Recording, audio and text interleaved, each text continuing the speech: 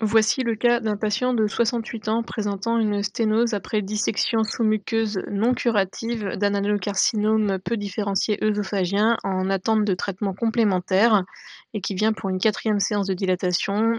Nous allons utiliser un gastroscope Olympus ainsi qu'un ballon de dilatation Vaïtil Duomed endoscopie.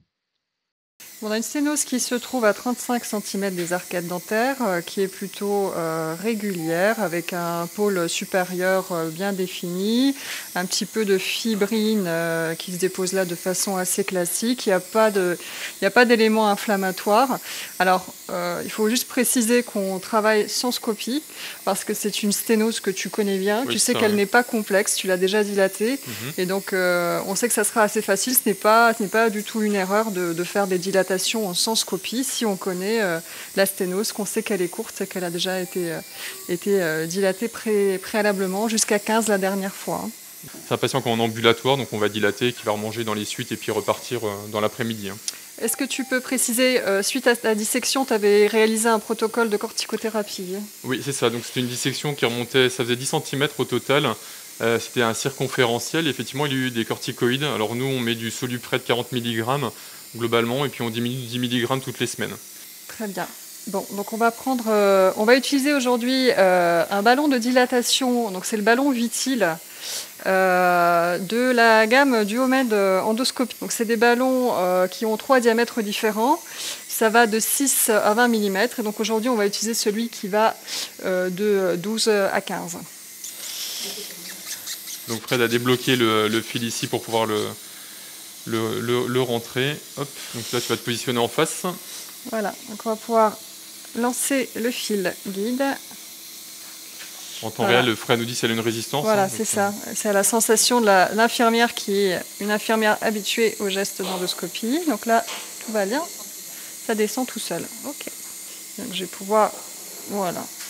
Bon, il y a pas mal de longueur déjà. Donc je vais glisser le ballon.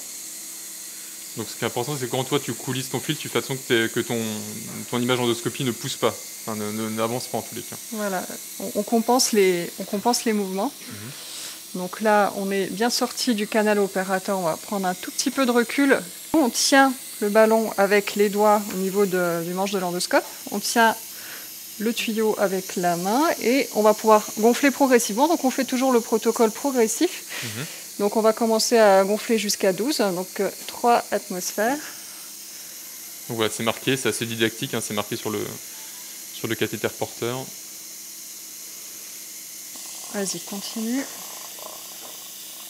Attends, stop, on se fait aspirer. Stop, dégonfle s'il te plaît. Voilà, je vais prendre un peu plus de recul parce que je me faisais aspirer. Voilà, on va essayer de regonfler là. Vas-y, remonte à 12 s'il te plaît. Voilà, il va progressivement. Ah, donc, là, ça se gonfle bien.